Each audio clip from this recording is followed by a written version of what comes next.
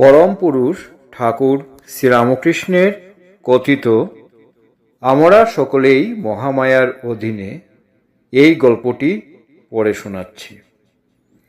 হিরণ্যাক্ষকে বধ করার জন্যে বিষ্ণু বরাহ অবতার হলেন।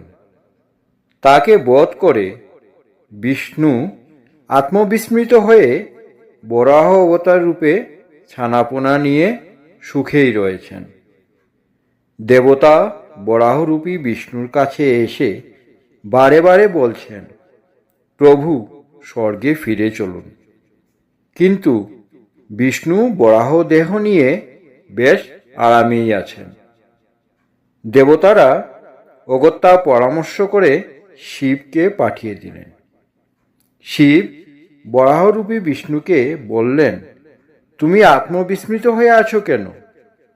তাতে তিনি বললেন, কেন, আমি এখানে তো বেশ আছি। শিব তখন শূলের আঘাতে বরাহের দেহ ভেঙে দিলেন, আর বিষ্ণু স্বর্গে ফিরে এলেন।